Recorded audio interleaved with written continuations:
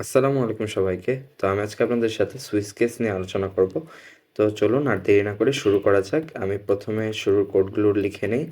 Hash include stdio.h integer main.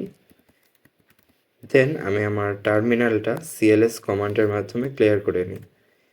তো এখানে আমি কিছু লিখে রেখেছি introduction to switch case. A switch statement is in C is a multi-way branch statement that provides an efficient way to execute one of many code blocks based on the value of an expression. It is an alternative to using multiple if-else, making the code more readable and easier to maintain. বিষয়টি হচ্ছে switch case আর কিছুই না, if এলসের একটি alternative.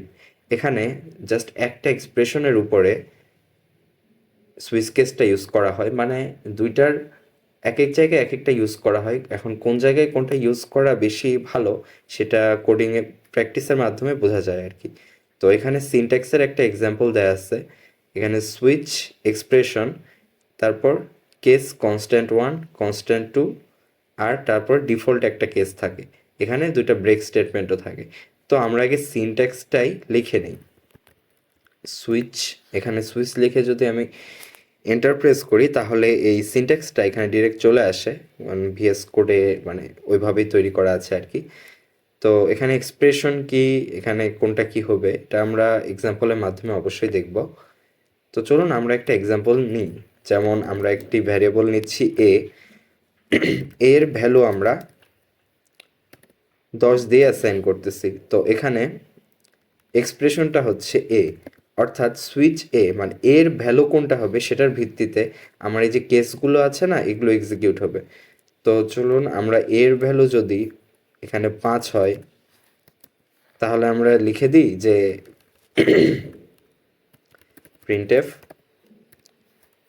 a is percentage of d।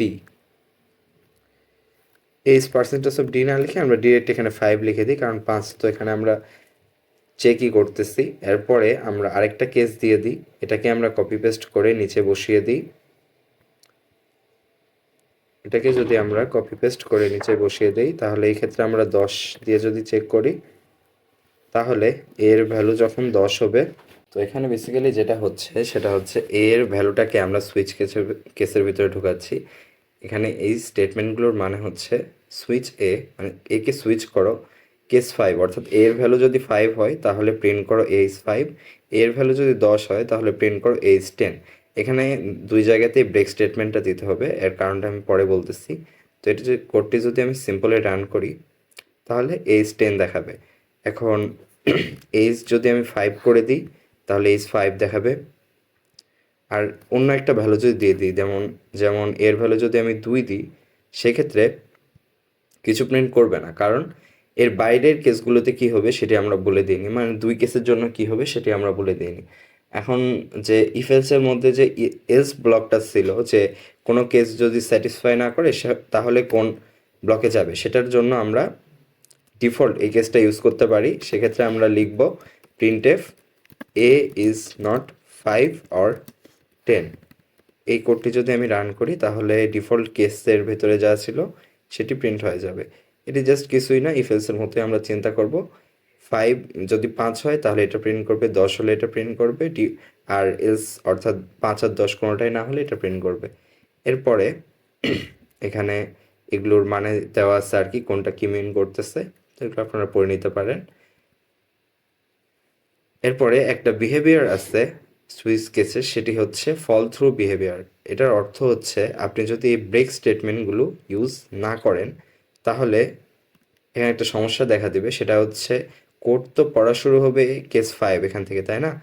তো case 5-এর এটিও সে print করবে, অর্থাৎ যদি আমি এর ভ্যালু 5 করে দিই তাহলে এই কেসটার ভিতরে যখন সে ঢুকে যাবে তখন এর ভ্যালু 5 প্রিন্ট করবে, আবার এর ভ্যালু 10 প্রিন্ট করবে, আবার ডিফল্ট কেসেও চলে যাবে। যেমন আমরা যদি কোডটা রান করে দেখার চেষ্টা করি তাহলে এইজ 5, এইজ 10, আবার এইজ নট 5 আর 10 এই সবগুলো প্রিন্ট করতেছে।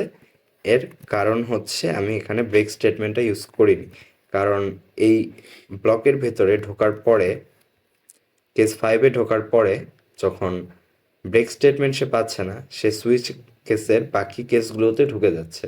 এটাকে ফল থ্রু বিহেভিয়ার বলা হয়। এটা অনেক সময় ইউজ করা যেতে পারে, অথবা এটা আবার অনেক সময় এররও হতে পারে। তো যখন আমরা সুইচ কেস ইউজ করব তখন এই বিষয়টা অনেক ভালোভাবে লক্ষ্য করতে হবে। এখানে আমরা 10 করে দিয়েও দেখতে পারি কি হয়। এখানে এইজ 10 এইজ নট 5 অর 10 এটা প্রিন্ট করতেছে, অর্থাৎ প্রথমে কেস 5-এ ঢুকতেছে না, কারণ প্রথমে যে কেসটিতে ঢুকবে, মানে এখানে নিয়মটা হচ্ছে যে কেসটিতে ঢুকবে ওই কেসে যদি সে ব্রেক স্টেটমেন্টটা না পায়, তাহলে নিচের যত কেস আছে সবগুলো কেস সে এক্সিকিউট করতে থাকবে যতক্ষণ না সে একটা ব্রেক স্টেটমেন্ট দেখতে পাচ্ছে। আমরা আরও একটা তাহলে দিয়ে বোঝানোর চেষ্টা করি। কেস যদি 15 হয় তাহলে আমরা প্রিন্ট করি এস 15।